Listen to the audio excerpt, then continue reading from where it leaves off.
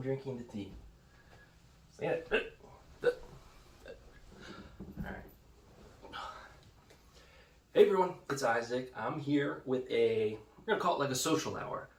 My cat's below here. We'll see if he joins me for this. I think they likely will. I haven't fed him dinner yet. I have tea on the table. I don't want him drinking it, so he's going to sit here for now. I do have fun costumes for them. I will show you that if we get the time. We'll see. I don't know. They don't like wearing them though, so we'll see if I can convince them to be on camera with their costumes for a little bit. Today, I obviously haven't posted a Marvel Strike Force video for a while. It's because I'm not playing it. I mean, nosedive. Talk about that. We're not really here to discuss Marvel Strike Force today. Really, I just wanted to keep in touch with you all, the viewers. I really appreciate all your guys' support over the years, and I felt bad like when I stopped making videos and it was like cut contact, never hear from me again, except when I wanted to advertise a book I was writing. You know, if you guys need something to do tonight, I know a couple of the books you could read. We're going to talk about books today, not my books though. So, in the spirit of Halloween, I have some scary books. I like zombie stuff, and I tried to pick a couple of. Okay, they're mostly comics. They're not books. I won't lie.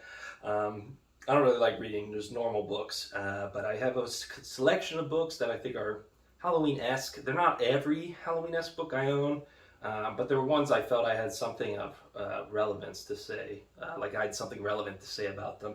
Now, why do I own those other books? I don't have anything relevant to say about that. That's an excellent question. I think it's called Year Zero. Likely on the chopping block. I think you can hear the cats running around. They do fight. They're brothers. They play with each other. They play fight. Ooh, Halloween. One thing I want to show you all is on this table. So now that I am living in an apartment, I'm actually in a neighborhood now. So we can do trick-or-treating. So I have this, we'll be doing this. I'll have this set out for kids. I will be dressed up as Linus. My girlfriend is Snoopy, I believe. I have this here as like the, a good example. It's like you're getting a bad drop in a video game. You know, it's dark outside, the kids don't know what they're grabbing. They're going to be so disappointed when they come home and they see it was all be fruit snacks. You know, so a bit of a bummer there. I got these, the caramel apple pops. These are classic. Not too expensive. I did get one like premium candy. I got the Reese's pumpkins. You know, so those are good. I did get like one good candy, but you know, try not to be like total cheap out on the kids. Probably the most interesting thing is I do have some of these the Pokemon Trick or Trade booster bundles. So these will be in here too for the kids. So I don't know, allegedly I've spoken to neighbors and such, and they say it is a decent neighborhood for trick-or-treating. So hopefully we'll have some people come by for that. I gotta hide this back again because I don't want the cats eating these apple lollipops. All right, now we're gonna look through a couple books. I just grabbed a few right now that we'll talk about. This one, I read this last year because for a class I had to, this is how little I read. We had an assignment where we had to write to, I think it was 20 writers that we appreciated their work and be like, hey, like your work. And actually I did that. Something actually got back to me. Some big names. You know, there was I think it was the guy who wrote Lincoln in the Bardo. I think he responded saying like, thanks. So, you know, I have deep connections in the field of writing.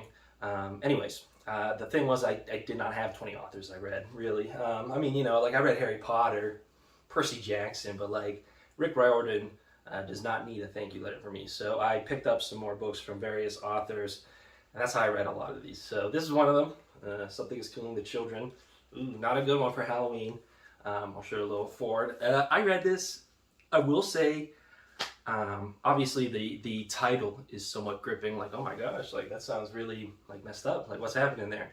I will say it is quite graphic. They do this, it is not hyperbolic, the title of this book. So that's why I maybe didn't enjoy reading it, because it was like, oh, like we're really okay, like you know, like you figured maybe it's gonna be like an off-screen type of thing, but it's not. So it's kind of like, ooh, like it's just like, man, it's kind of like, man, this is a bummer. Like I feel bad for everyone here.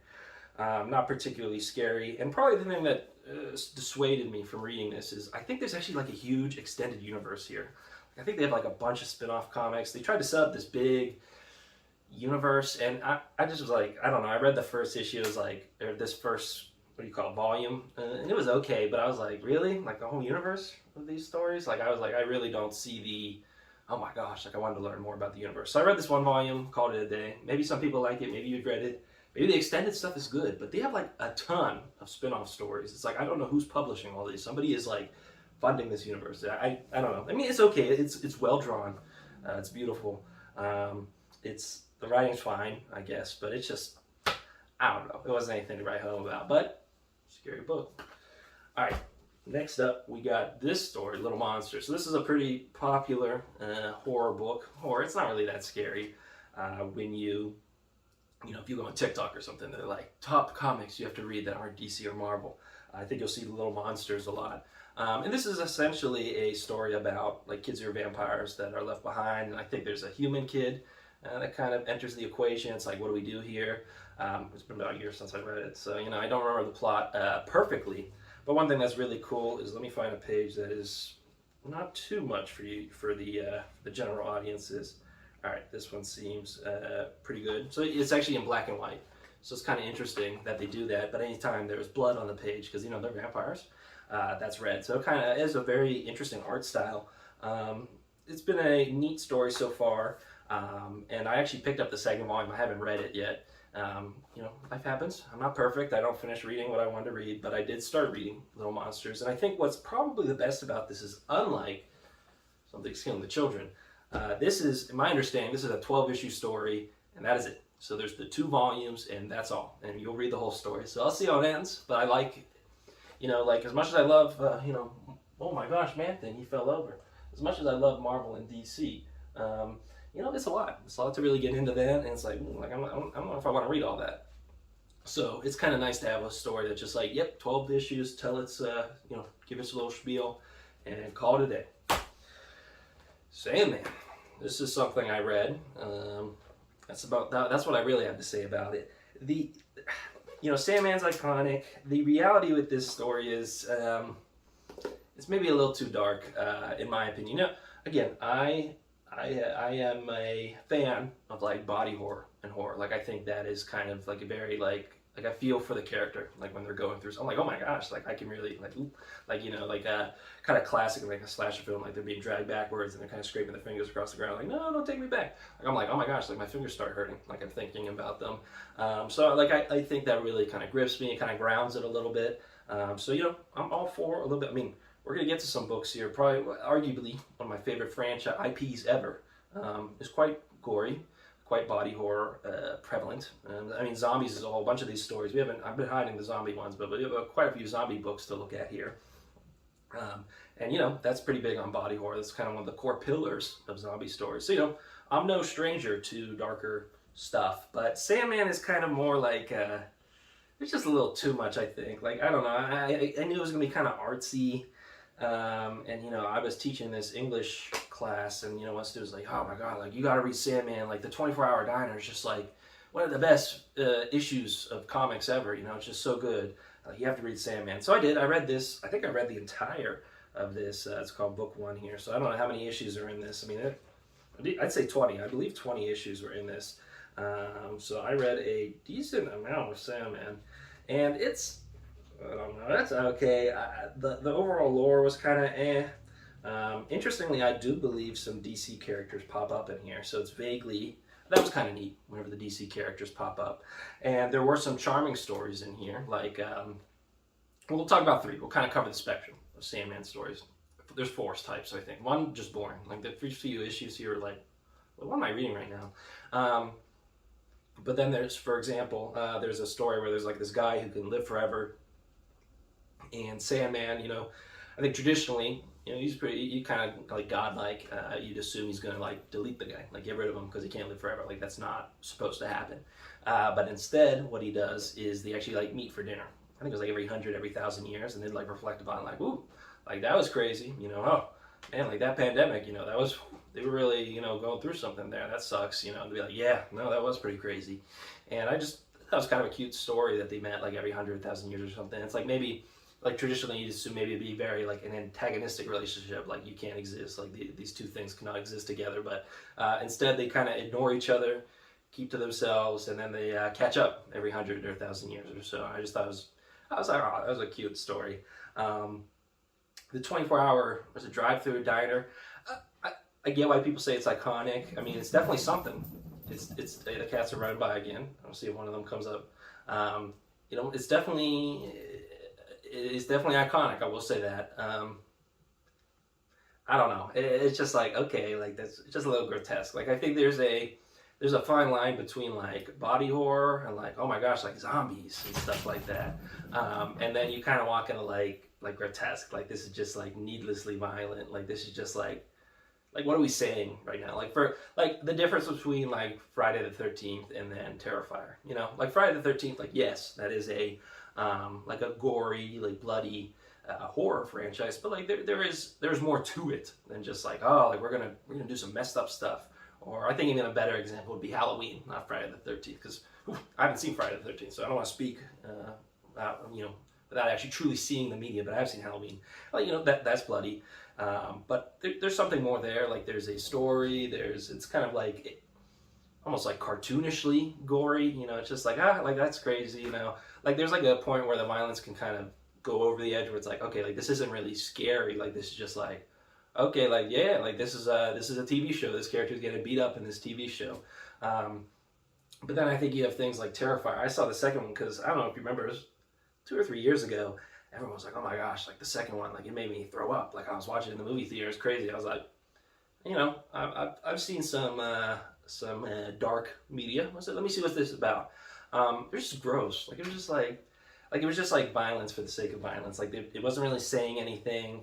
Not that Halloween is like this poetic movie about like the world that really analyzes the human spirit, but I do think there is some, you know, I think there is heart to the movies like Halloween and stuff like that, as compared to something like Terrifier 2, where it's like, okay, like it's like there's a room of writers and like let's think of the most like disgusting thing we could possibly think of, and we're gonna put it on screen. It's just like I don't know, it feels almost like creatively bankrupt or something. Like that's kind of what I would say. Like there's nothing to it. Like there's no heart behind it. They're just like, yeah, like we're gonna do messed up stuff. And they want Art the Clown to be a core horror icon so bad. And I know Call of Duty just put Art the Clown in. You need to stop that. Don't make that happen. Art is not up there with Michael Myers and Jason Voorhees and all of them. Do not put Art up there, okay? Art, I know those creators are like, yeah, Art, you know, we got Michael Myers, Jason Voorhees. I'm like, no. Art is not up there with the rest of them. Do not put Art up there. I'm like, oh, and the Call of Duty's hyping them up. I said, do not put Terrifier 3 is coming out. So it's like, oh. Anyways, so there's some stories in Sandman that are like that too, where it's just kind of like, okay, like, you know, I get it. It's a darker book, and I think there are ways you can have darker moments without necessarily being like, ugh, like this is just like, this is too much. There's a line. And I think there are stories like, for example, there's one about cats. And like that one was just pretty like I was like, man, like this one just like sucks, like it's a bummer. There's like the Breakfast Convention issue or whatever it was called, the Serial Convention. Like that's also one where it's just like, okay, like I don't enjoy reading this. Like why am I reading this? You know. So that's something with Sandman. I think there's some boring ones. There were some really fun ones. You know, I think there's one like Shakespeare or something like that, and that was a fun issue if I remember correctly. It was mostly a fun issue if I remember right. There's some that are kind of in between where it's like, whoa, like this is definitely unique, like the 24-hour drive-through diner or whatever. And then you know, there are some where it's like, why did he write this? Like, how did he come up with this? Like, this is just like, I hear Neil Gaiman's not all that great of a guy, so you know, I don't know. Is it a coincidence that some of this, you know, maybe some of these stories I think are just kind of like, it's like maybe the guy writing them, it turns out he wasn't, like, you know, he's kind of, So I don't know. Perhaps there's a trend there. All right, next up, I'm going to take a sip of my drink, Pit English. Check that out. So you can trust what I'm saying here, because I have the mug. It says Pit English. Okay, so we're gonna save this one for the end, because that's the big one. That's the one I really have a lot to say about. So these are two actual books. Okay, so for those who read, you know, those are funny pictures like me. These are actual books. Except this one I don't think is that good. This is called Zone 1 by Colson Whitehead. And when I was like trying to find these 20 authors to read, I was like, oh yeah, like I like zombie stuff. Like I really liked World War Z, which we'll talk about soon. And then my professor's like, okay, like let's try to find some books for you. And she was like, oh, like I bet you'd like, or you should try Zone 1. Because I think Colson Whitehead is like a very traditional writer. Like he's like very well regarded, like in terms of like writers. You know, like there's people who write comic books and I love comic books and stuff like that, but there's definitely a bit of a within the it's hard to describe. Like there's like a second tier. Like there's like, you know, writers who like write books and stuff like, well, I'm better than the people writing comic books and stuff like that. You know, like they're just writing comic books. I'm writing books.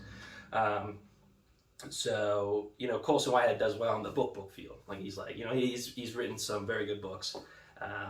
So she was like, oh, you should read Zone 1 because it's by a really good author. I read this. This was so boring. The main character, let me think, what was the main character? They have his name on the back of here? God, I can't even remember his name. He was so boring. And every time he saw a zombie, he's like, let me reflect upon my life for a little bit. And this story was so slow. He's just always reflecting upon himself. You know, just so boring. And I looked it up online. I was like, maybe I'm just bad at, you know, I don't like reading. Maybe I'm just the wrong person for this. And generally speaking, most people seem to agree, like, this is pretty mediocre. This is one of the less impressive books by Colson Whitehead. So I guess I read like his worst book. His other stuff's better, from what I understand. I think I've read like a short story or something from him. So he is a good writer. Just the zombie stories, kind of whatever. The reason why I do bring it up is not just to say like I thought it was whatever. They do have one interesting concept in here. I forget the specific term to use. I think it was something along the lines of like stragglers or like left behind or something like that. And this was this type of zombie where, you know, there's the smart zombies, fast zombies, slow zombies. I found these the stragglers kind of really interesting because what they would do is they would kind of repeat what they did during their life. So for example, like if they worked as a cashier, you know, the zombie would hang out by the cash register and just kind of be like, you know, mindlessly tapping on the keyboard a little bit or something like that, typing in numbers. And I thought that was just a really compelling concept. They didn't do much with it, a little bit here and there with that concept. But that was like the one big, to me, unique idea that, I keep even forgetting the name, Zone 1 had. And I like that idea. I think because zombies, some of the horror there is losing your sense of self, becoming this mindless being, and then having these people have like an echo of themselves stuck within the zombie. So like maybe they're still there inside, like maybe they're not all gone, like you're not dead, like you're still witnessing this all through the zombie or something like that. Like I think it's a lot to think about. And it's just creepy. Like, you know, you walk in the room and it's like, oh my god, like zombie, and he's just sitting there like, you know, like typing on the keyboard, kind of looking at you, like he's not really moving that much. It's like, man, like that, it's just so creepy. I thought that was really interesting. And when this book is moving, it's good. Just like, oh my gosh, you learn every single thing that ever happened to this person, and I don't care about the main character. World War Z, I like this book a lot. I dare say this is my favorite book. Now again, I've only read like 10 or 20 books, but I really enjoyed this. I know it's like, it's kind of basic to say that because it's like the zombie book, but it's like really good. So for those of you who don't know, obviously World War Z, fast zombies, zombie apocalypse, but it's told from the story of like a retrospective after the humans have won the war on zombies and kind of looking back on this war against zombies. And it's like a collection of like interviews where there's a interviewer and he's talking to survivors and like, tell me about your experience in there. And so it's like a kind of almost like a collection of short stories that vaguely tie together. And it's just really good, keeps it fresh, keeps the pace up because you're like, oh, like new story. And does a really good job like kind of crashing into this new scenario and you're like, oh my gosh, like, I'm scared for this person already. Like this is just horrifying. It's a unique way to tell a zombie story through the perspective of somebody like reflecting upon like, yeah, like I was there and there's a bunch of zombies rather than it being like in many other stories. So it's like, I am here right now with a lot of zombies. So somebody reflecting upon it. Particular moment in this book that stands out to me is there is there's a section where there's a woman who like crash lands in a marsh or something like that, and so she has to make it out of the marsh, and it was just like, that was a horrifying chapter. Like I thought that one was so well done, where she's kind of making her way through the marsh, like she's seeing things in the distance, doesn't know if there's zombies or not. I believe her co-pilot was like dead in the airplane, like kind of hanging out and stuff like that. I mean, it was just like gross.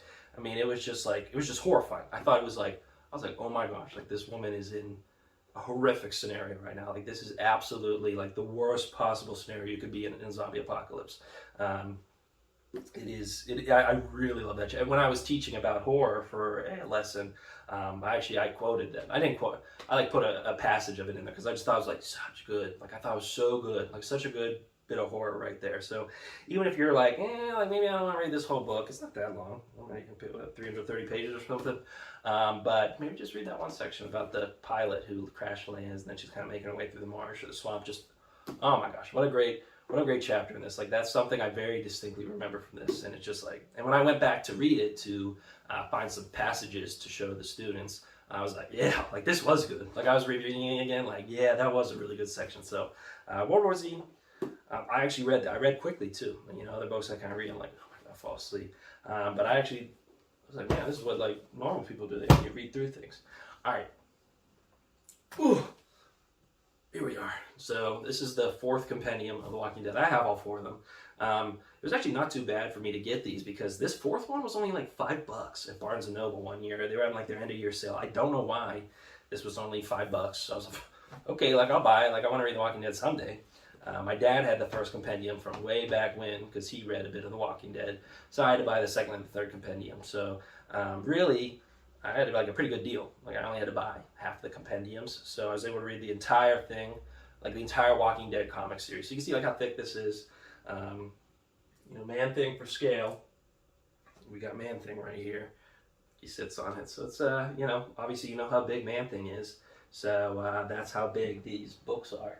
They're quite big. I remember my junior year of college. What I would do is I almost had like a dedicated time of night, like from like 10 to 11 or something. I was going through the ringer that year, man. Like I was really just, you know, I had a lot of, you know, internal issues I was dealing with. But like The Walking Dead was almost like my moment of peace at night. Like it was like, okay, it's like 11 o'clock. Like I'm calling it. I'm done worrying about things for the day. I'm gonna go sit in the corner and read Walking Dead. You know, it's Walking Dead time. And that was like a cutoff. Like stop worrying about things that happened in the day. Stop like you know, replaying scenarios in your mind. Like, oh my God, did I say everything right?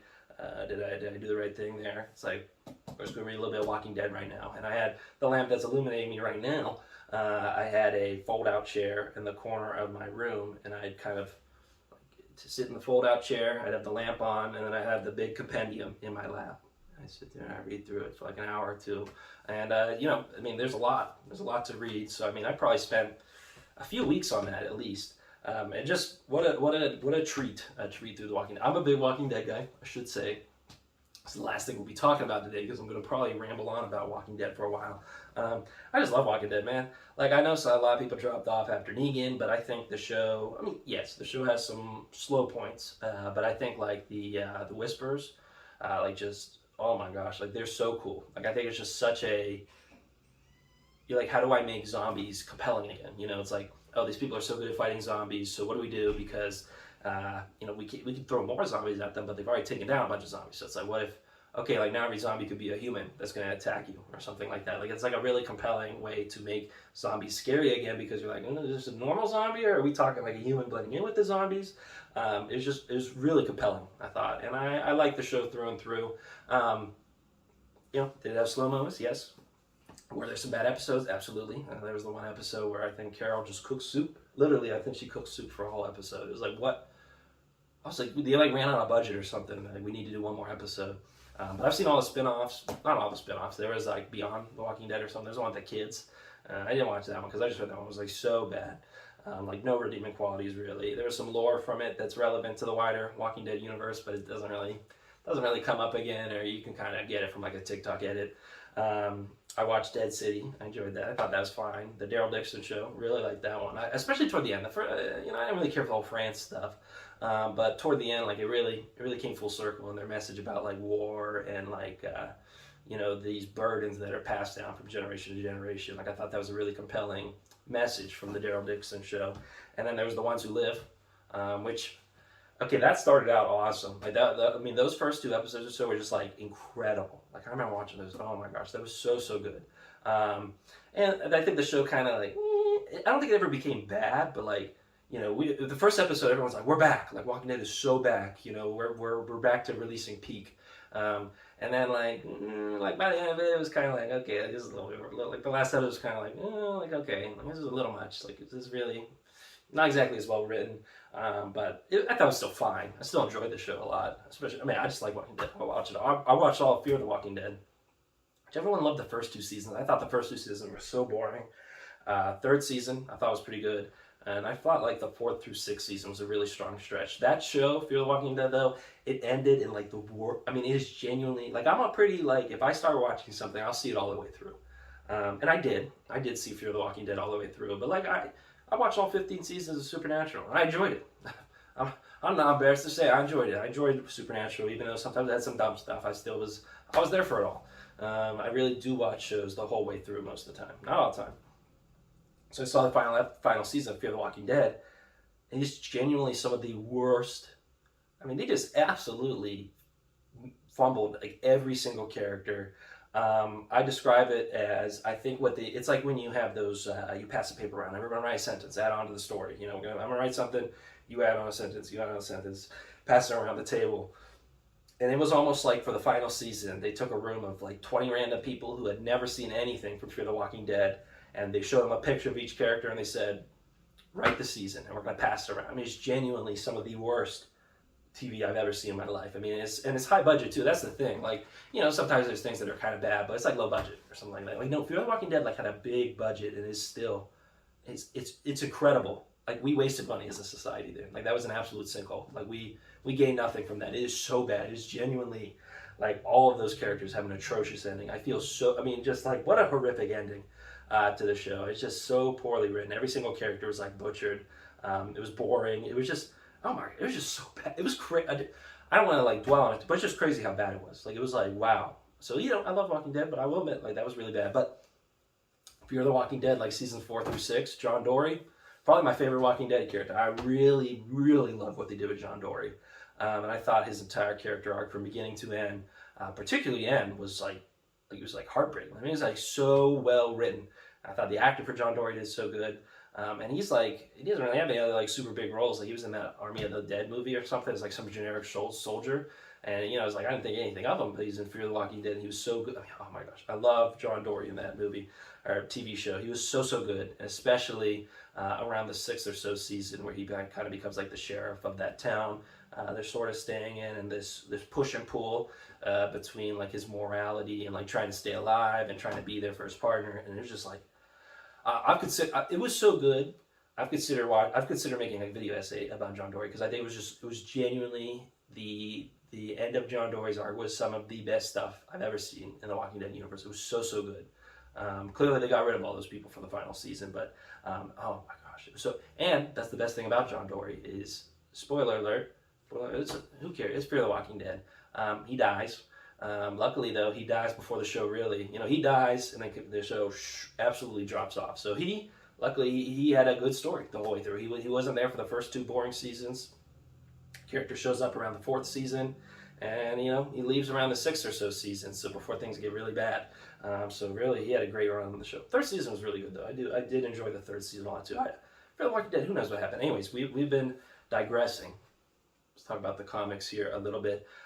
One thing that's really neat is I think both the comics and the show exist, like they coexist very well. That doesn't always happen with media. I think a lot of times either it like it kind of overrides the original media. Like, it's so popular, it's like, well, who cares about the original media? Or it's like a poor interpretation of the media, like World War Z, like a poor interpretation here. And this went to live action.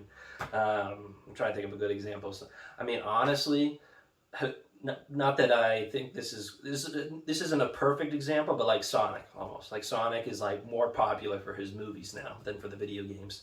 And it's almost like that incarnation of Sonic is more popular than like the original Sonic. Not a perfect example, because I still do think the video game Sonic has a lot going for him. But like, I think that's kind of what I'm getting at, where there's some where it's just like the film just totally eclipses what originally happened. And they're like, oh my God, like, there was a book to that? Like, I didn't know there was a book to that.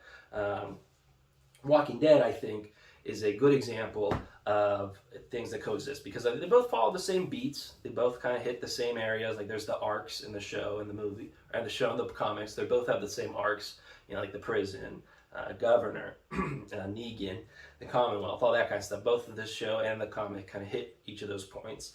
But they spend different amount of time on it, and the characters, the main ones they're all similarly written, but there's clearly characters that the comic book writer Kirkman favored and had a lot of development in the books, and there's clearly characters in the TV show that either the actor was just really compelling and did a lot for the character, or the TV show writer really saw a lot in the character, and those characters became much more developed in the show. So for example, Glenn and Maggie, they're like nothing okay, in the Walking Dead books. I mean, honestly, like I mean, they really have no big moments that I can think of. I mean, just who cares about Glenn and Maggie in the book? But Glenn and Maggie in the TV show, like, oh my gosh, like, you know, I mean, everyone cared about Glenn. And I think that's an instance of the actors for Glenn and Maggie, like, really put in a lot of work to bring, like, I mean, they're kind of, I mean, they're boring. Like, let's accept this, guys. Like, they're boring in the books. But like the actors have so much charisma and like put a lot into their acting and really brought those characters to life. You know, there's more characters I think are better in the TV show, like Morgan. Oh my, nothing happens with Morgan. The pastor, Gabriel. Was he a pastor? Father Gabriel. You know, doesn't do it. He's like nothing in this. You know, but in the TV show, like Gabriel's awesome in the TV show. Eugene is honestly kind of. I like Eugene in the TV show a lot. I thought he was kind of quirky, but he's honestly like pretty creepy. In the book, you know, and Daryl Dixon doesn't exist in the book. He's kind of the guy with the scar on his face, the burn on his face. Is kind of like the Daryl Dixon of this book series, but they're separate characters, and I like Daryl a lot. So there's some instances of like the TV show, whether it be by some better writing or the actors just being very charismatic. There are a lot of characters that I think came to life in the TV show that do not come to life in the comics. And these actually share with the Telltale game. I love the Telltale games. Maybe someday we'll talk about those. But there are characters who are better in the books. Like, for example, Carl. Not that I think Carl was like atrocious in the TV show, but spoiler alert, he gets killed off. That is not how this goes here. You know, like that's not really, it doesn't quite happen here. So he kind of gets a lot more to do. There's a lot more to Carl because the actor didn't leave. So, you know, that's an example of the comic being better. Andrea, oh my God. I think comparing the, you know, the differences, like if you were to say like, oh, you know, like Glenn, like this is the difference between like, this is how good he was in the comic, this is how good he's in the TV show. Like Maggie, like this is how good she is in the comic, like this is how good she is in the TV show. Like, you know, the gap between the two the two incarnations of the characters. I think Andrea has the biggest gap. I mean, she in the TV show is genuinely, oh, I forgot she existed, honestly. And when I look back on the show, like she really had no great moments that I can remember. Like she just kind of messed up things. Like she was just poorly written. Like I don't know what they were doing there. Like I don't know why they made Andrea such a bad character in the TV show. I mean, they just absolutely messed up that character. They fumbled it. I don't know what the writers were doing. Because in the comic, Andrea is like a whole different character. I mean, Andrea is like the Michonne equivalent of the comics. I mean, Andrea is like massively important to the comic books, and you wouldn't think that from watching the TV show. I mean, she's like an afterthought in the TV show, and not the comics. So that's kind of interesting too that they coexist, because I think there's some things the show does better, some things the book does better. The first kind of stretch, like the first 2 seasons of Walking Dead or so, like the farm, and when they're initially kind of getting out of the city, that's only like 6 issues or so. It's like 7 or 8 issues in the comic, because they didn't know they were going to run for a long time, so they're moving pretty quick for the original issues. But in the TV show, they stretch those things out to like a season or 2. Like Shane, that is like a 2-season kind of arc, and it's maybe like 3 or 4 issues in the comics. So there's instances like I think the TV show really brought a lot to those characters. I think the TV show also learned a lot from the comics. I think there are, in the first compendium in particular, there's a couple of scenes that are just like similar to Sandman, where it's like, what are we doing right now? Like Kirkman, it's just too much. Like we didn't need that. I get it. Like it's dark. Like it's a zombie apocalypse, but it's just, I think it was, there were a couple of things that I think were in poor taste in the first compendium, and the TV show got rid of them, and for the best, honestly. I mean, we did not need. There's a couple of scenes in mine that we just absolutely did not need from the original start of The Walking Dead that they got rid of from the comic. I think in the comic, I think you can feel in the first half of the compendium, they're still kind of finding their footing. What is our message? What are we trying to say? And they want people to take them seriously. Like we're going to do some super dark stuff. So people, this is serious, a serious book. We're not like Batman or something like that. But I think as the comics go on, I think Kirkman really finds his footing. I think especially when you get to the second and the third compendium, you start to see there's a much more altruistic message to the books. It's like a story about, some people are like, oh, Walking Dead is about the end of the world, people going, killing each other and stuff. But really, I think The Walking Dead is about altruism, people pushing through, working together, finding strength within themselves. Really compelling stuff. And I think the books really start to capture that message once you get through the first compendium. Again, the first compendium I think has a lot of excessive violence, excessive stuff that I think the last three compendiums really clean up. And I think the TV show did a good job of not taking some of the stuff from the first compendium. An example of something I think was maybe better, perhaps, better in its own way in the comics was like the Negan stuff. Like Negan, that's an example of like the actor's charisma like carried Negan through the show. Like he became like a main character. That's not the case in the comics. I mean, Negan essentially like he just like retires in the comics at one point. He's like, I'm done. Like I'm staying home. I'm calling it a day. Like I'm done doing Negan stuff. And then we never see him again.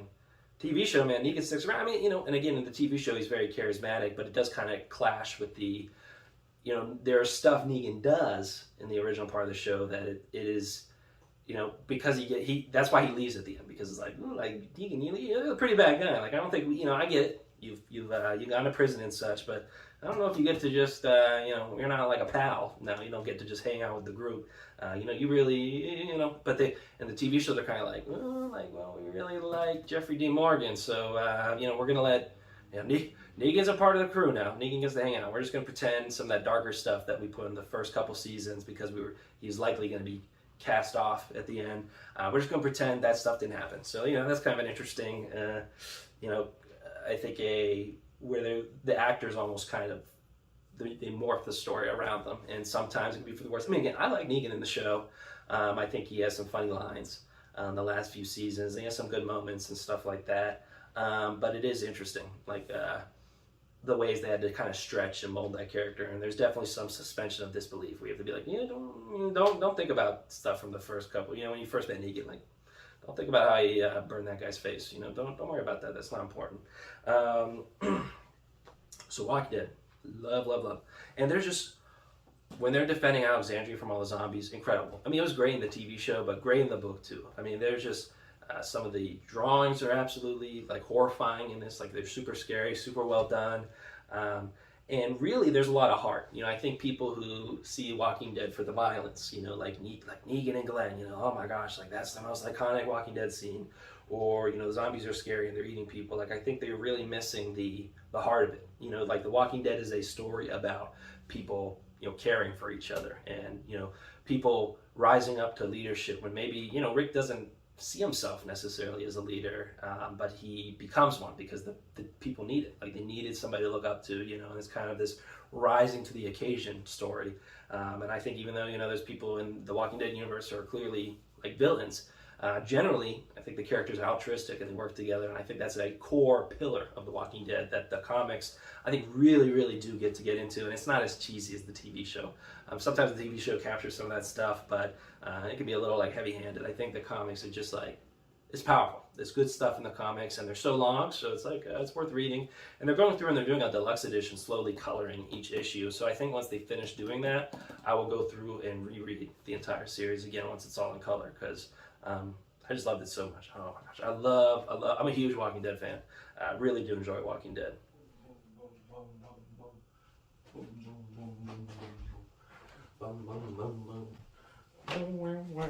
Little tiny Mochi.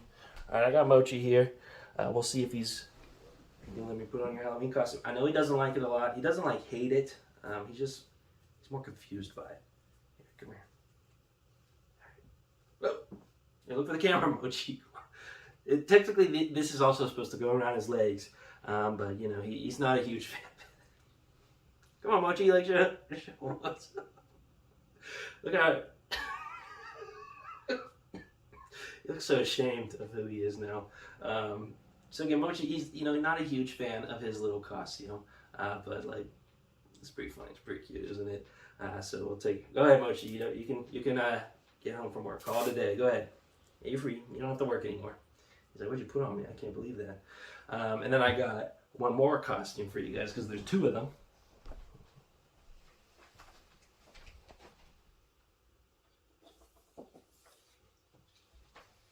Here, Mama. Oh, stop eating for a second. You like finishing that, finish doing that.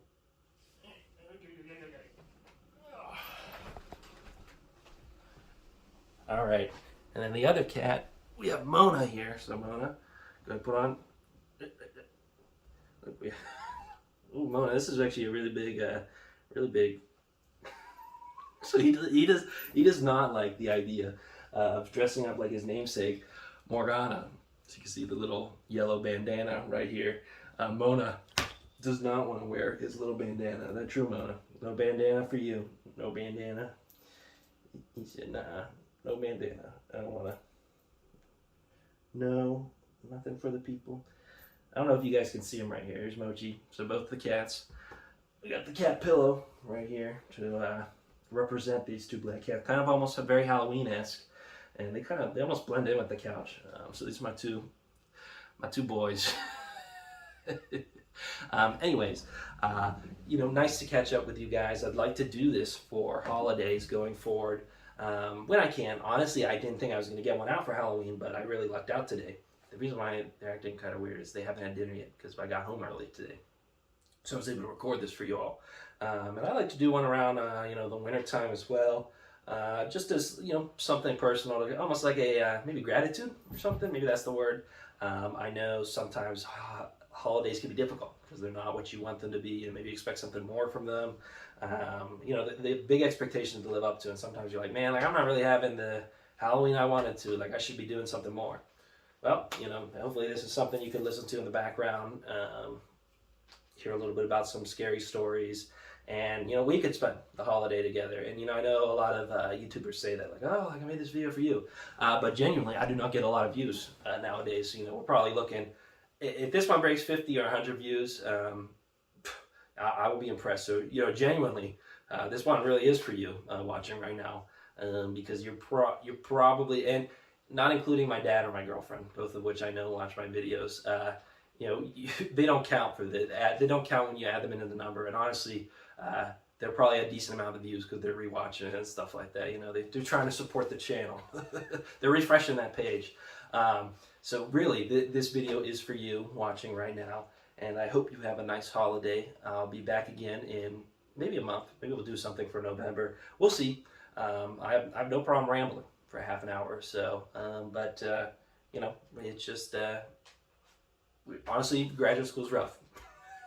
So it's a matter of, how difficult is everything at that moment in time, and how much my class is really, tearing into me. Right now we're at a bit of a lull. I just had midterms wrap up, so we are actually in a good moment. I mean, I did not expect to be able to do this for you all this month. So I'm happy I was able to catch up with you all. Anyone play Marvel Strike Force, you have a lot of endurance, man. You're strong willpower. And Man Thing is here. Man Thing wants to wish you all a happy Halloween, or if you're watching this at a different time, whatever, a happy night. Have a nice night. Maybe a spooky, happy night. All right, everyone. But at the end of the day, what do I know? I am just a 23-year-old. Have a nice day, everyone.